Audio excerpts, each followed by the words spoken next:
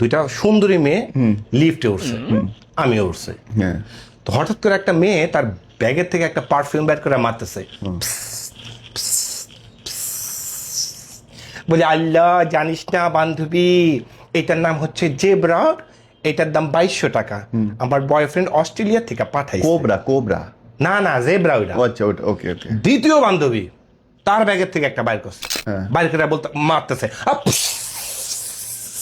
বলে আল্লাহ বান্ধবী এইটার নাম হইলো কোবরা। কোবরা এটা আছে হ্যাঁ। হ্যাঁ, এইটার নাম হইলো কোবরা, হ্যাঁ। এইটার দাম হইলো 6000 টাকা, হ্যাঁ। আমার বয়ফ্রেন্ড আমেরিকা থেকে পাঠাইছে। হ্যাঁ একটু পর দুইজনের নাকে একটা বিশ্রী গন্ধ, তাকায় আছে আমার দিকে। তাই আমি বললাম, আপা এটা দেশি মুলার গন্ধ।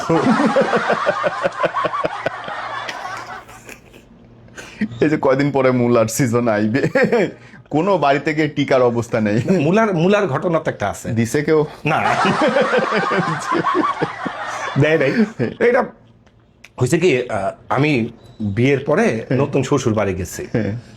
শাশুড়ি সকালবেলা মুলার তরকারি দিয়া ভাত, মুলার ভাজি, মুলার চরচড়ি, মুলার সাথে মাছ। অসহ্য। দুপুর বেলা মুলার তরকারি, মুলা দিয়া গোস, মুলা দিয়া সবজি, মুলা দিয়া মাছ, মুলার চরচড়ি, মুলা ভাজি।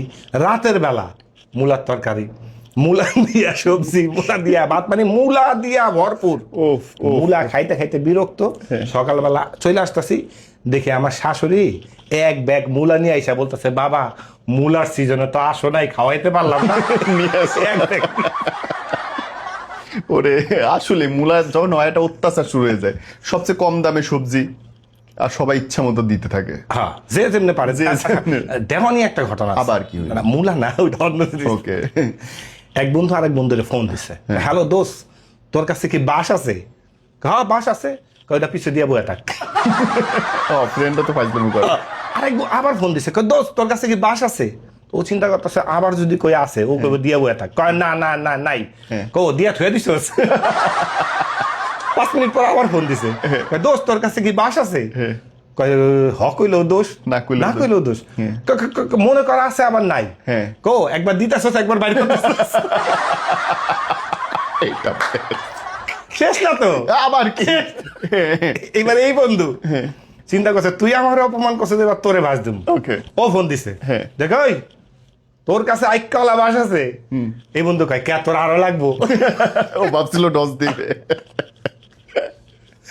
ও ফ্রেন্ডস আর গুড, ফ্রেন্ডস আর গুড। এই ভিডিওটা চাই আপনার বেস্ট ফ্রেন্ডকে শেয়ার করেন। বেস্ট ফ্রেন্ড শেয়ার করা ভিডিও। আচ্ছা, সারা দেশে তো মানে সারা পৃথিবীতে কিন্তু এখন একটু যুদ্ধ একটা একদম, একদম। ভাব আছে। আমাদের দেশেও তো 71 সালে যুদ্ধ হয়েছে। আর আমগো দেশে তো লাগেই আছে। 5 তারিখের পর থেকে লাগেই আছে। এই ঘটনাটা আপনি হয়তো জানেন, হ্যাঁ তবু বলি, মনে করায় দেওয়ার জন্য বলি। বলেন। এক সোলজার যুদ্ধে যায় নাই, হ্যাঁ তারে মানে তার কমান্ডো বলতেছে, তুমি যুদ্ধে গেলে না কেন? হ্যাঁ। বলে মেয়েদের জন্য। হ্যাঁ। বলে মেয়েদের জন্য মানে? বলে তাহলে স্যার শুনেন। বলে বল।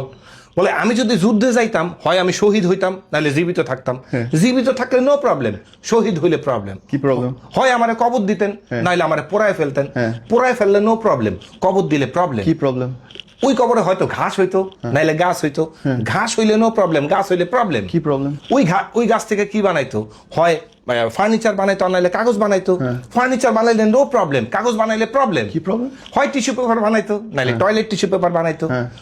টিস্যু পেপার বানাইলে no problem, toilet tissue paper বানাইলে প্রবলেম। কি প্রবলেম? ওই টিস্যু পেপার কারা ব্যবহার করতো? ছেলেরা ব্যবহার করতো, আর নাহলে মেয়েরা ব্যবহার করতো। ছেলেরা ব্যবহার করলে নো প্রবলেম, মেয়েরা ব্যবহার করলে প্রবলেম। কি প্রবলেম? আমার শরীর থেকে যেই টিস্যু হইব, এটা মাইয়ারা ব্যবহার করবো, এর লেগে আমি মরুম, আমি যাই নাই। এত বড় স্যাক্রিফাইস করে তো টিস্যু পেপার হইতে পারুম না।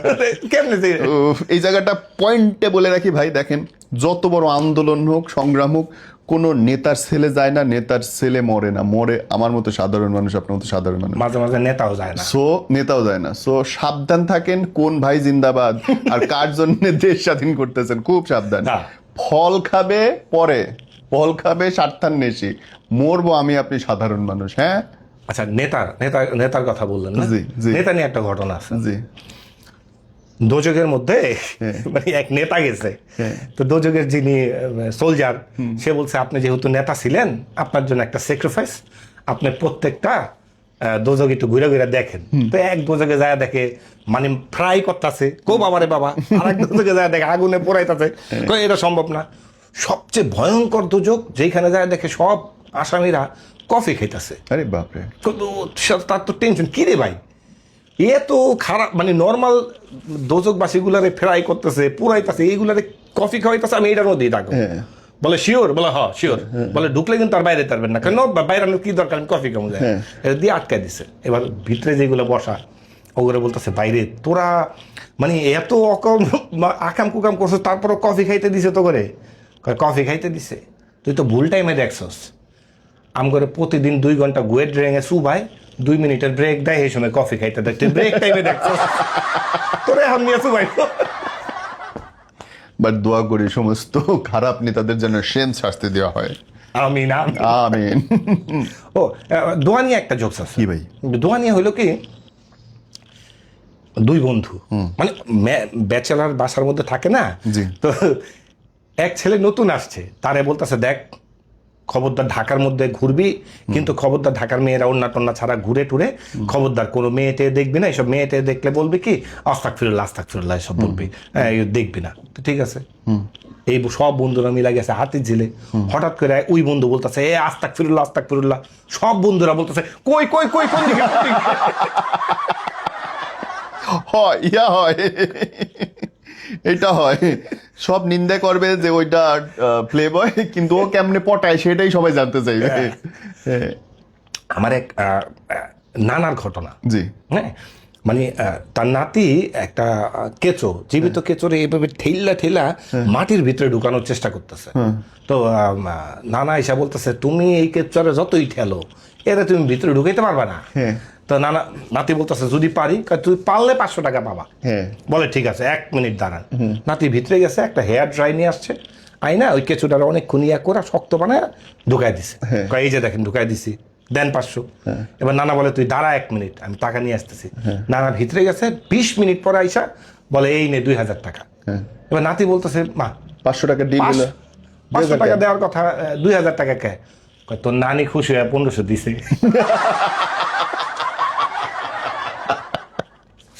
ভাড়া নিয়ে গিয়ে সোজা করছে।